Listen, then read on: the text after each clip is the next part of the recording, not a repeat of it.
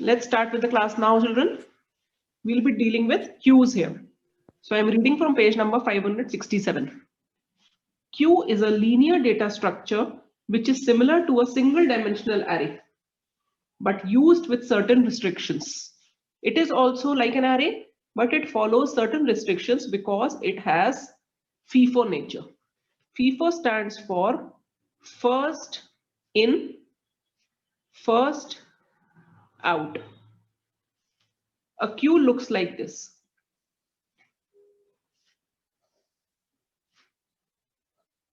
These are the various elements in the queue.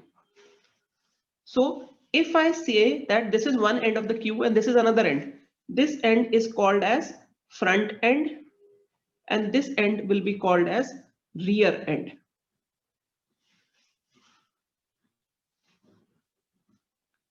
So whenever first in, first out, the first element which is entered inside the queue will be the first to be deleted from the queue. Suppose here there is a ticket window.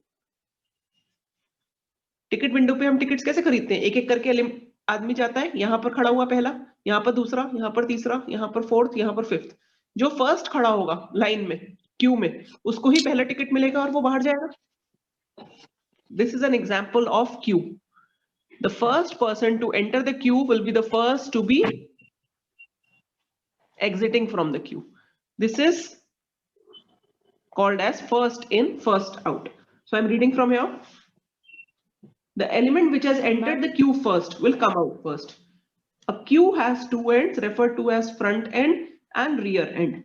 The elements are inserted into the queue at the rear end. Elements are inserted in the queue at the rear end and deleted from the front end.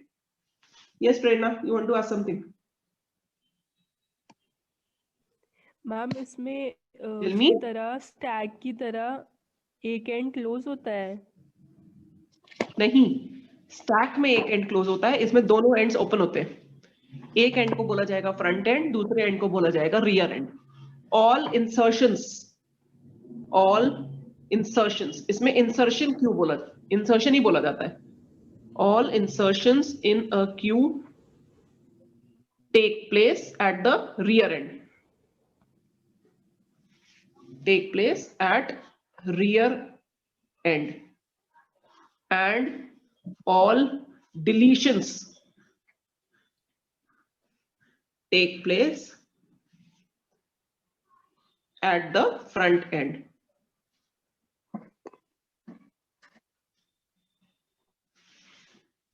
Excuse me, ma'am. Yes, Nana. Ma'am एक बार फिर से repeat कर दीजिए, वो बहुत reconnect हो रहा था. Q is also like an array, but उसके अंदर कुछ restrictions हैं.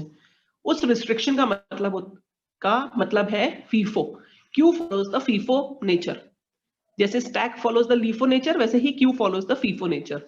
LIFO का मतलब होता है last in first out, and FIFO का मतलब होता है first in first out. जो एलिमेंट सबसे पहले एंटर होगा वही एलिमेंट सबसे पहले डिलीट होगा. स्टैक में क्या होता था? ऐसे होता था स्टैक. ये पहला एलिमेंट इंसर्ट हुआ, ये दूसरा एलिमेंट इंसर्ट हुआ, ये तीसरा एलिमेंट. जो लास्ट एलिमेंट इंसर्ट होगा वो पहले डिलीट होगा. इसमें ऐसा नहीं है. इसमें क्या है? सपोज पहला एलिमेंट ये है, फिर दूसरा एलिमेंट, ये मैंने एलिमेंट्स करे हैं. सपोज रियर एंड से एक एक एलिमेंट इंसर्ट होते जाएंगे और वो आगे बढ़ते जाएंगे. ठीक है. फिर फ्रंट एंड से डिलीट होंगे. तो ये एलिमेंट सबसे पहले डिलीट होगा, फिर ये, फिर ये, फिर ये, लाइक दिस. क्यू में ऐसे ही होता है ना. जब आप रेलवे टिकट के लिए खड़े होते हैं तो एक एक एलिमेंट यहां से आ रहा है. यहां पर टिकट विंडो है. This is the ticket window.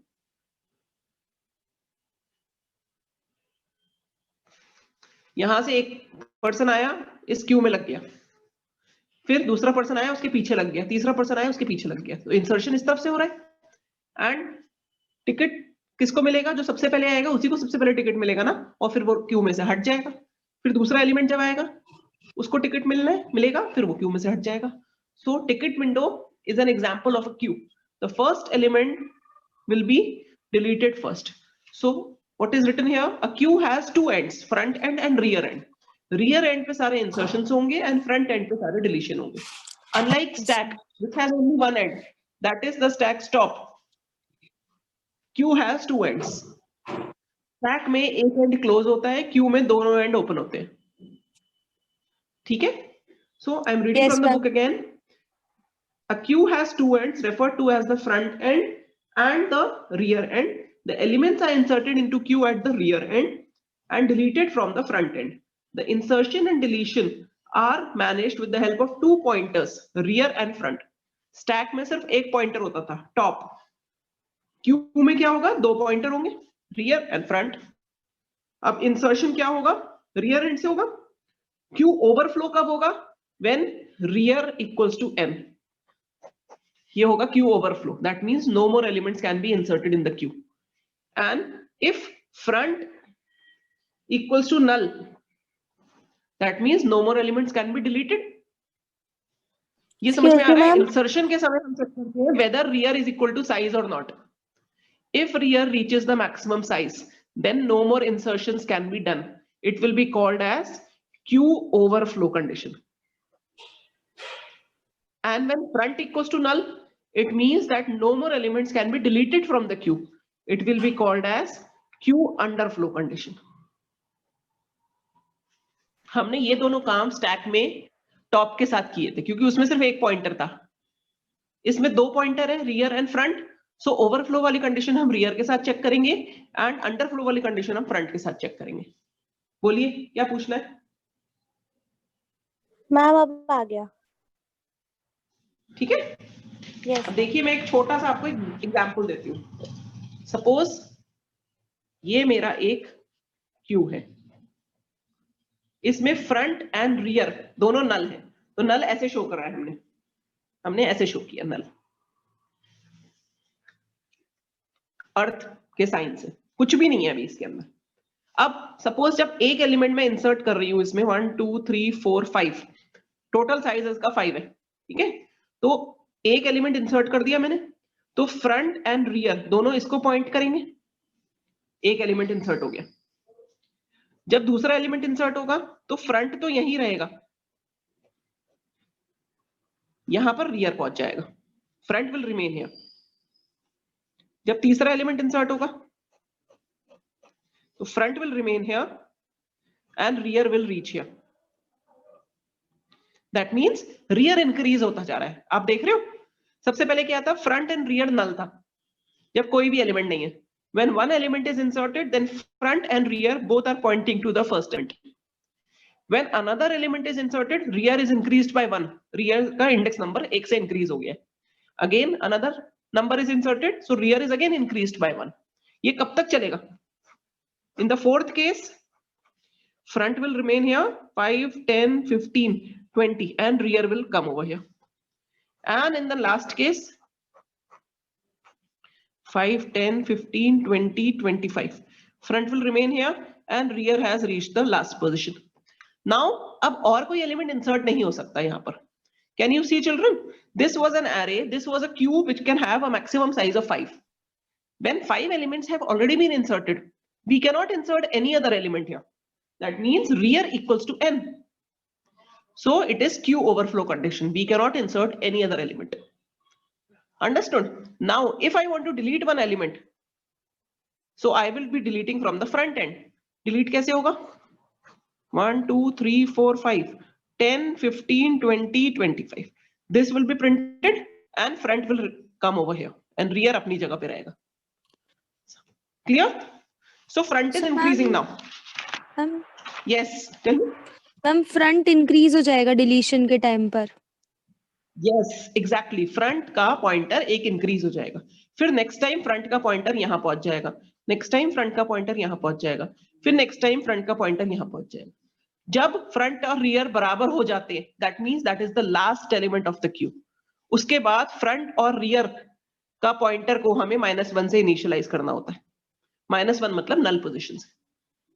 That means now the queue is empty.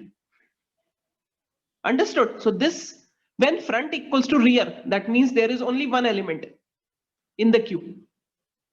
इस केस में भी front equals to rear होगा और लास्ट केस में भी जब front यहां पर पहुंच जाता है. Isn't it? When front equals to rear, then there is only one element. That element will be printed and front और rear को null से initialize कर देते हैं. That denotes that the queue is empty now. All elements have been deleted. Understood? So should I start doing the algorithms now? Yes, ma'am. Yes, ma'am. Okay. Write the first one. Algorithm. Please start writing. To insert an element in a queue.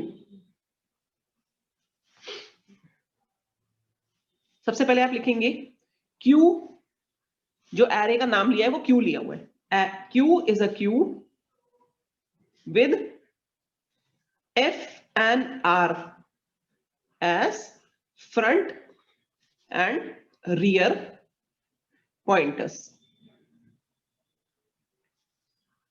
Size is the capacity of the queue. Size is the capacity and जो item insert करना है वो variable item में लिया हुआ है. Item is to be inserted.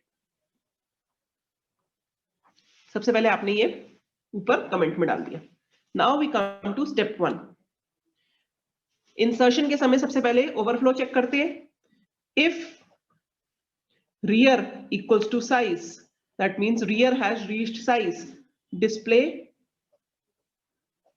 queue overflows. Queue Overflows and return from the program, return from the function. Otherwise step 2 पे जाएगा. स्टेप 2 पे क्या करेंगे? रियर एंड को इंक्रीज करेंगे. तो सबसे पहले हम ये चेक करेंगे क्या वो नल तो नहीं है. If f equals to null and r equals to null, that means अगर q पहले से एम्प्टी था तब f को 0 बना दो एंड r को 0 बना दो. अगर शुरू में q एम्प्टी था तब ये कंडीशन ट्रू होगी, तब दोनों को 0 बना दो. That means first element insert होगा. अगर एम्प्टी नहीं है, दैट मींस एक दो एलिमेंट्स अगर हैं तो एल्स में जाएंगे r equals to r plus 1. Increase कर दी वैल्यू r की. Step 3, q at position r पे आइटम को इंसर्ट कर दिया and you return from the function. This is the whole algorithm.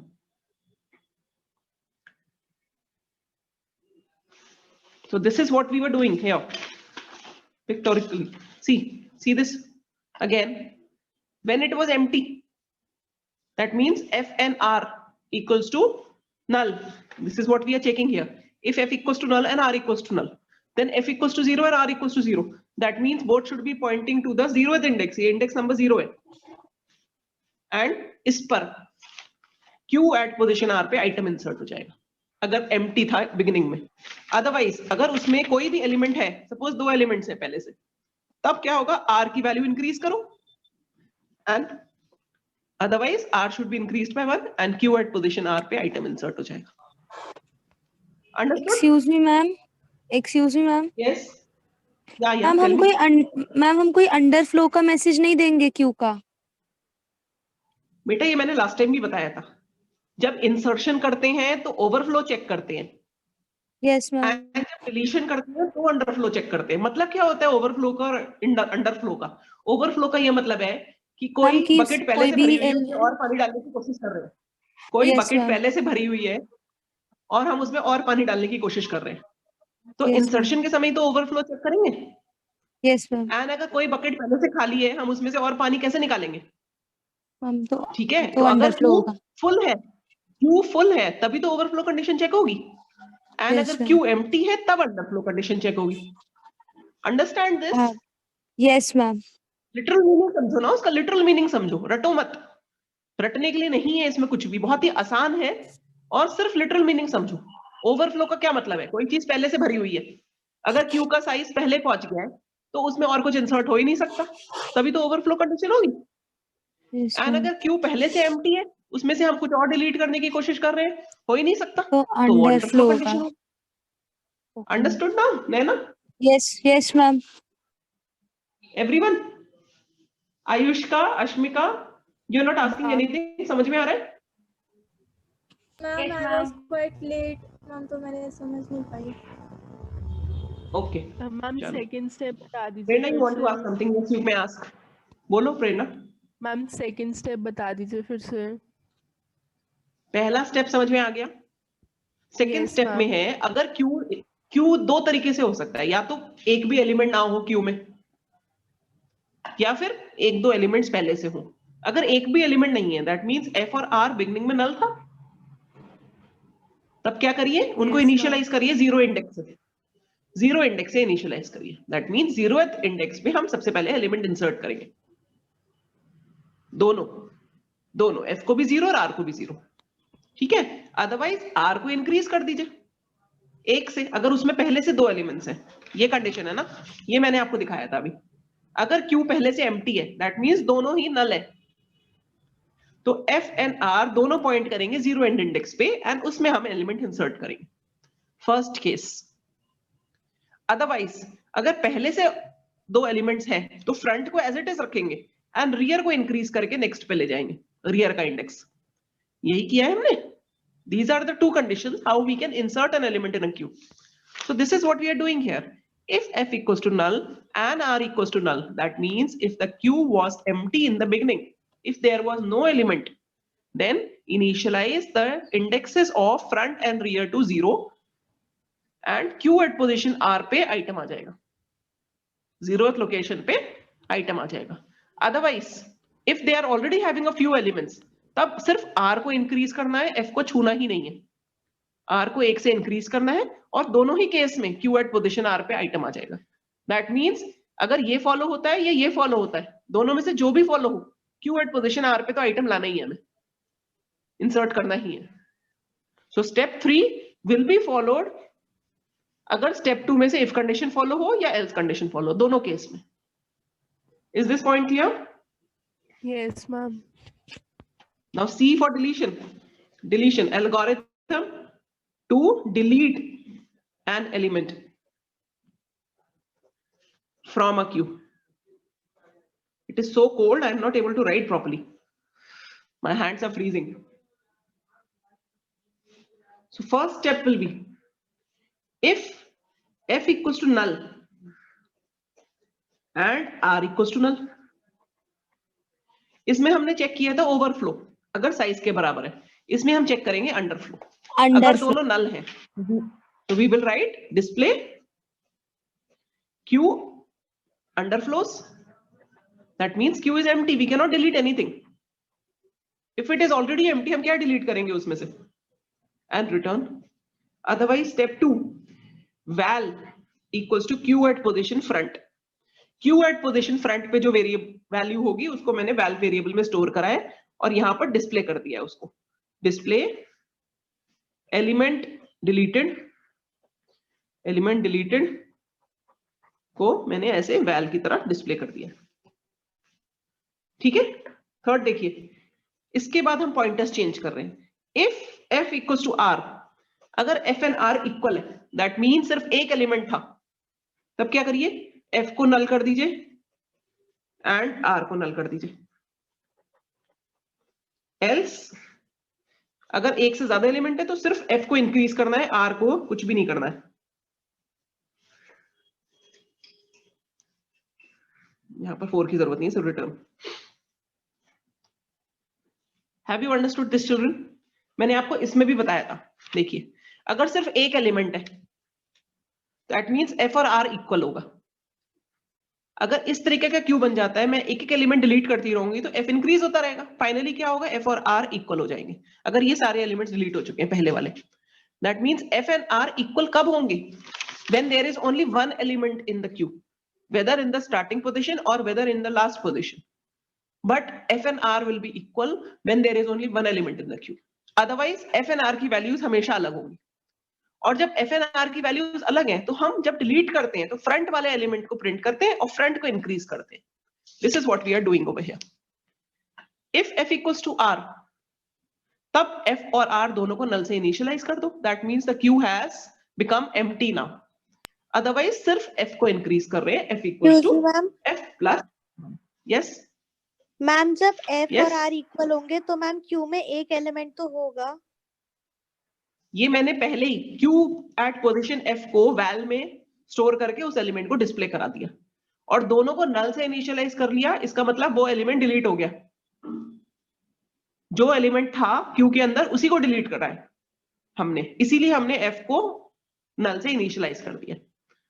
समझ में आ गया? मतलब पॉइंटर चेंज कर दिया। So this is to delete an element. Now I will write the program quickly. I will write the program. Excuse me ma'am. या ma'am जैसे हम लोग स्टैक बोलिए। में सिर्फ एक एक करके एलिमेंट्स डिलीट कर सकते थे, मैम वैसी क्यू में भी कर सकते हैं? मतलब हम बीच से नहीं कर क्यू में सकते कोई भी एलिमेंट? बीच से नहीं कर सकते। फ्रंट और रियर दो पॉइंटर्स दिए हुए हैं, फ्रंट से डिलीशन करेंगे, रियर से इंसर्शन करेंगे। ठीक है? Okay ma'am. Yes ma'am. class q, I am taking a integer array of maximum size 10, int f r, f और r उसके लिए है, साइज में यूजर से एंटर कराएंगे, q int n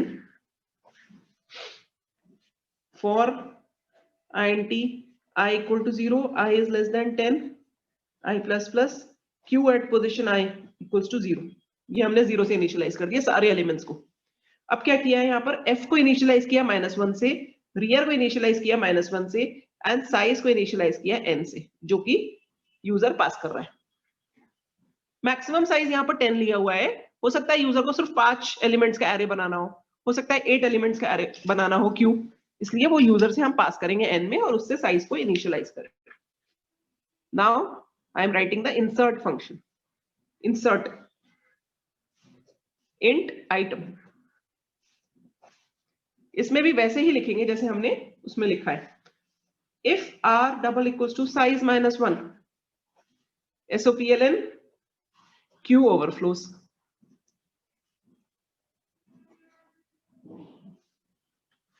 else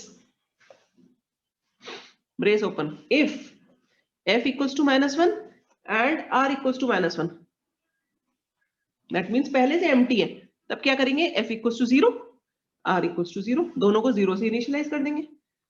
else r में इंक्रीज कर देंगे एक, रियर में ये वाला else बंद। इसके अंदर क्या करेंगे, q at position r में आइटम को इंसर्ट, एंड अब ये else बंद हुआ एंड ये फंक्शन बंद हुआ। लिखिए, देखिए समझ में आ रहा है। if r equals to size -1, you can compare from the algorithm, यही दिया हुआ एल्गोरिथम में भी। if r equals to size -1, q overflows। else हम चेक कर रहे हैं if f equals to null और r equals to null, यही तो चेक कर रहे हैं। प्रोग्राम में -1 लिखते हैं, f equals to -1 and r equals to -1, तब क्या करो, f और r को 0 से इनिशियलाइज कर दो, अदरवाइज r को r+1 से इनिशियलाइज कर दो। इनमें से कोई भी काम होगा, q at position r पे आइटम टू इंसर्ट होना ही है। ठीक है, अब ये वाला else बंद हुआ एंड ये फंक्शन बंद हो गया। Is this program clear children? Yes ma'am. Yes, ma'am. Write it quickly so that I can write the program for deletion also, function for deletion। Written ma'am. Yes, ma'am please wait for 1 minute। okay।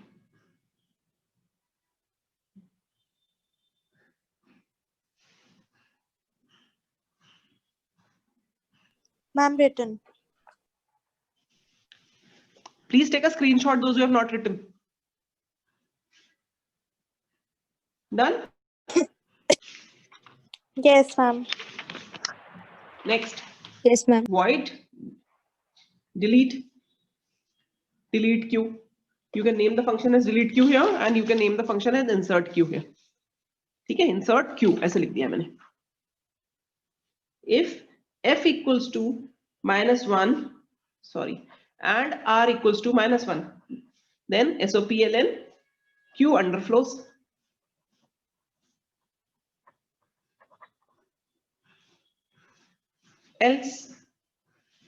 else brace open, val एक variable लिया है, equals to q at position f, ऐसे ही करेंगे।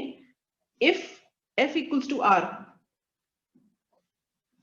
तब f equals to -1, r equals to -1, else f equals to f+1। और यहां पर हम प्रिंट कर रहे हैं SOPLN element deleted equals to plus val. ये else बंद हुआ, ये फंक्शन बंद हुआ. यहाँ पर val के लिए वेरिएबल ले लीजिए, इंटीजर डिक्लेयर कर दीजिएगा. This is the delete q function. Now there is a display function which I am making. Main you will make yourself as you had made in the previous stack program.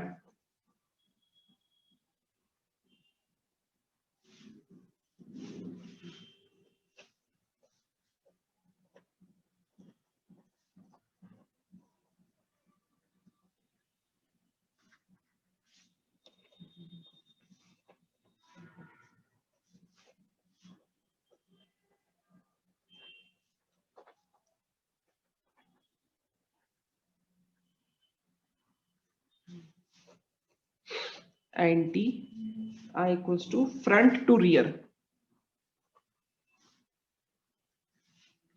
SOPLN q at position I. Else closed. And the display function closed.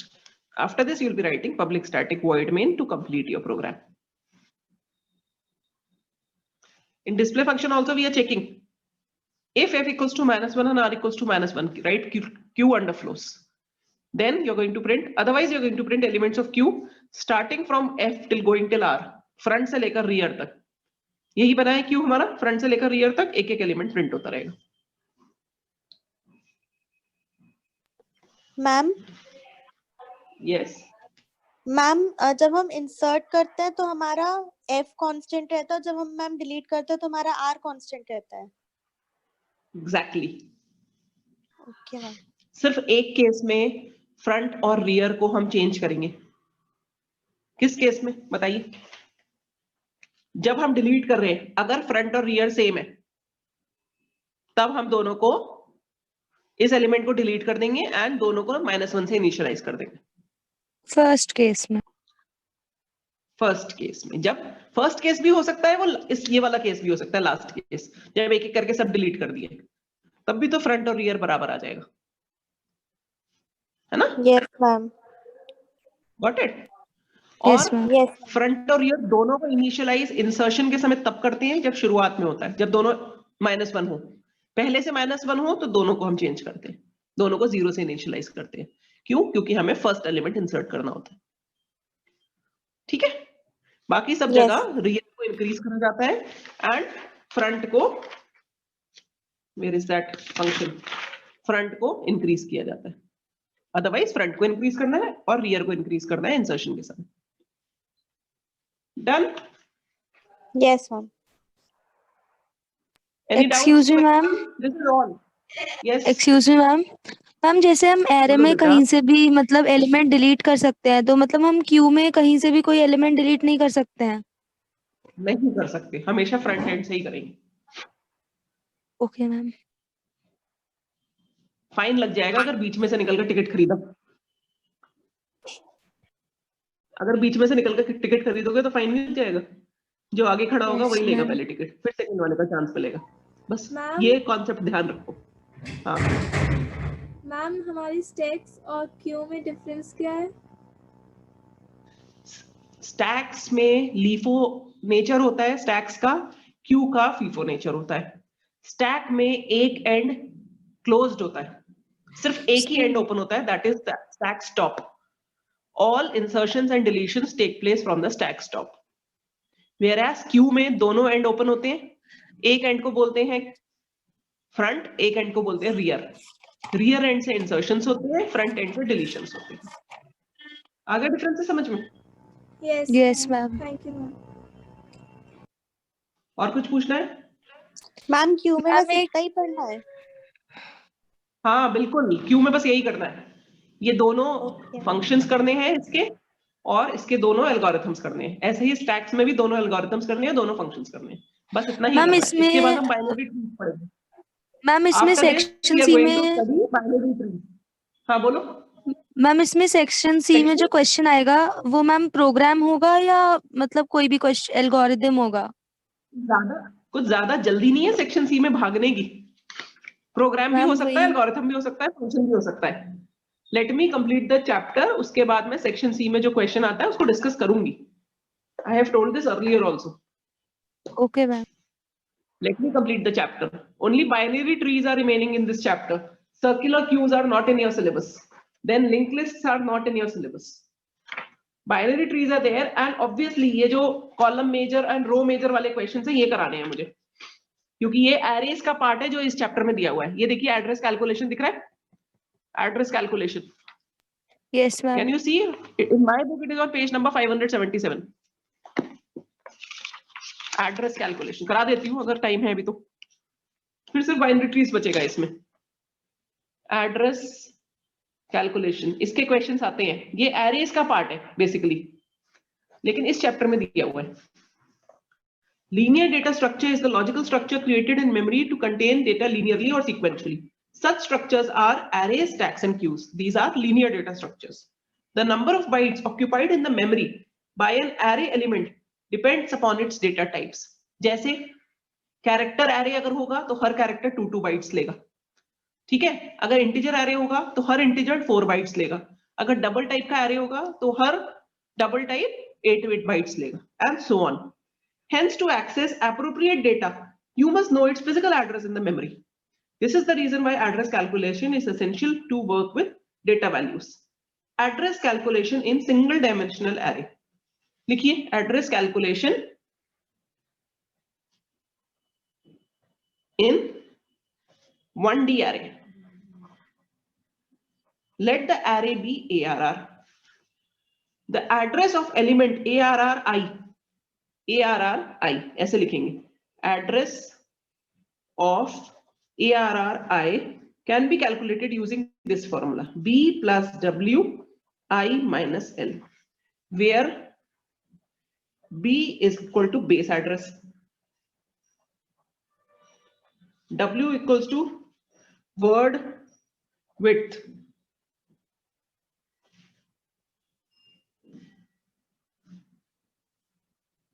ठीक है. Written, ma'am. I equals to index and L equals to lower boundary, lower index. जैसे अगर ये array इस तरीके का बना हुआ है, ये एरे ऐसे बनता है मेमोरी के अंदर. इंडेक्स नंबर सपोज 0 से शुरू हुआ, 0 1 2 3 4 5 6 7, तो ये हुआ लोअर इंडेक्स, ये हुआ हायर इंडेक्स. ठीक है. इंडेक्स जिसका हमें कैलकुलेट करना है, मुझे इस एलिमेंट का पता करना है कि मेमोरी एड्रेस क्या है. तो 3 क्या होगा हमारा I. W होगा वर्ड विड्थ. अगर ये एरे कैरेक्टर टाइप का है तो हर एलिमेंट जो होगा, हर कैरेक्टर जो होगा वो 2 बाइट्स मेमोरी लेगा. देखिए इसी पेज पे दिया हुआ है. कैरेक्टर जो होता है वो 2 बाइट्स मेमोरी लेता है, इंटीजर 4 बाइट्स लेता है, फ्लोट 4 बाइट्स लेता है, short 2 bytes, and byte type का 1 बाइट, लॉन्ग टाइप का 8 बाइट्स, डबल टाइप का 8 बाइट्स. तो जिस भी टाइप का एरे होगा उस पर डिपेंड करेगा कि उसका वर्ड विड्थ क्या है. Word width is the memory taken by each element of that array, and base address is the address of the first element of the array. Everything will be given to you, then you can calculate the address of a particular element of the array. This is the formula. इसके question में कराऊंगी. I और L अभी बता formula दीजिए. लिखूंगी. I is what? I is the index. Index जिसका निकालना है मुझे, ये रहा I. ये लिखा हुआ I. Address of ARR of I. अगर मैं बोल रही हूँ ARR of 3 का निकालो, तो I क्या हो गया? I हो गया 3. ठीक है. बेस एड्रेस क्या होगा? Address of the first element of the array. Word width क्या होगा? जितना साइज ले रहा है. अगर ये कैरेक्टर टाइप का एरे है तो 2 bytes will be the word width. Lower index will be this, जहां से शुरू हो रहा है एरे, 0 इन दिस केस. जरूरी नहीं है 0 से शुरू हो, हमारे अलग अलग क्वेश्चंस में अलग अलग भी हो सकता है शुरू. ठीक है. तो इसके क्वेश्चंस मैं आपको कराऊंगी नेक्स्ट टाइम. अभी मैंने आपको आइडिया दिया है कि एड्रेस कैलकुलेशन कराना है. मैम एक जो question- इसकी वर्ड विड्थ है वो Example मैम में 2 बाइट्स होगी या फिर 2 into 7 bytes? Word width will be the 2 bytes each word का. क्वेश्चन लिख लो. चलो लिखो. अ सिंगल डायमेंशनल एरे, लिखो फटाफट. A single dimensional array ARR contains 10 integer numbers. 10 integer numbers. ये एग्जाम्पल 1 दिया हुआ है. if the base address of the array is 1000, find the address of 6th and 8th elements of the array.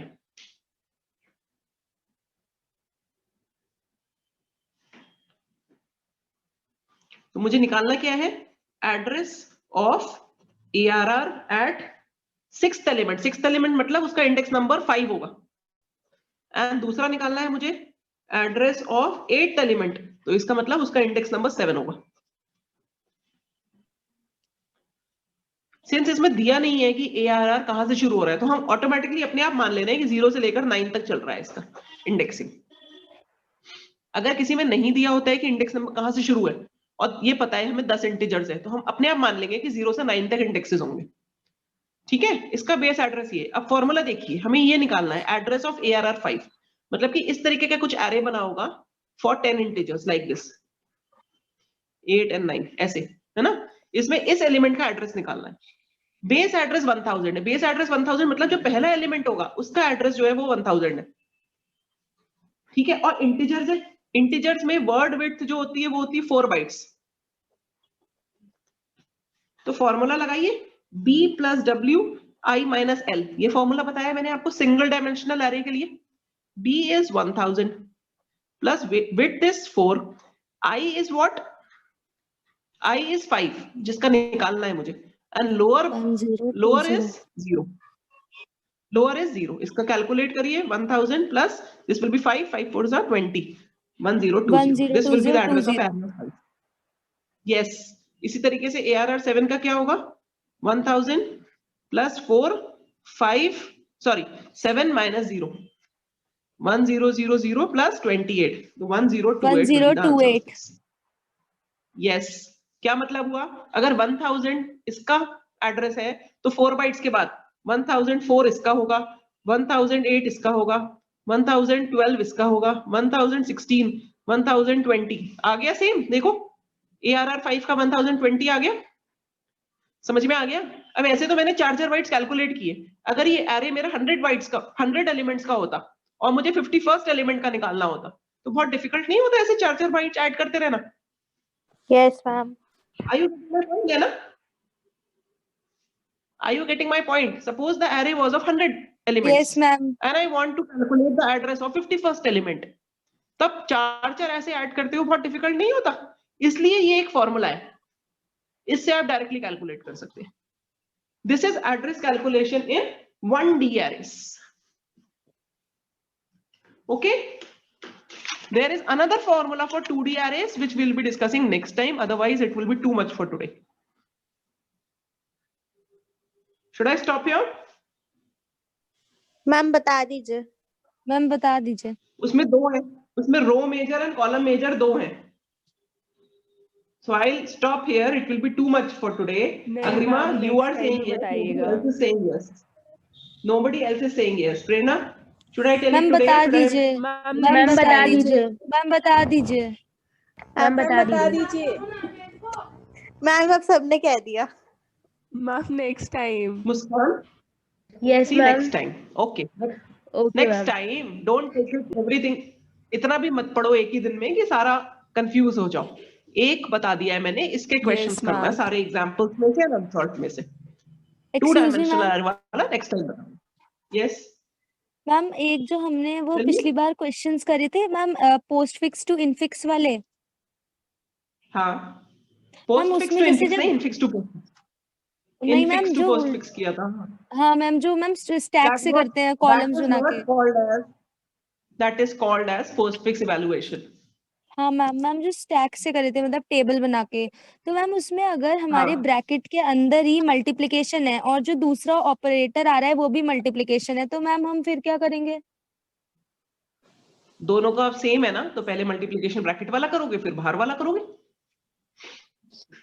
अच्छा ठीक है. Brackets अगर कहीं पर भी नहीं है तो वो सबसे पहले करते हैं ऑपरेट. Okay ma'am. अगर स्टैक बनाकर करना है तो मंडे को आपकी डाउट क्लास होगी, जो भी क्वेश्चन पूछना है आप पूछ सकते हैं. Okay, and I take the doubt class on WhatsApp. Okay, I take the doubt class on WhatsApp so that you can also send your questions on WhatsApp. Okay ma'am. It will be simpler. Okay, thank you children. Ma'am, these Thank you so questions much. are very interesting. Yes, ma'am. Yes, I know. Yes, I know. And these carry, I think, 4 marks. 4 marks का एक question आता है इसमें से, address calculation में से. Okay. So practice Okay, these ma'am. questions from examples and unsolved questions. And next time we'll discuss address calculation of 2-dimensional arrays. Thank you, children. Thank you, ma'am. Thank you, ma'am. Thank you, ma'am.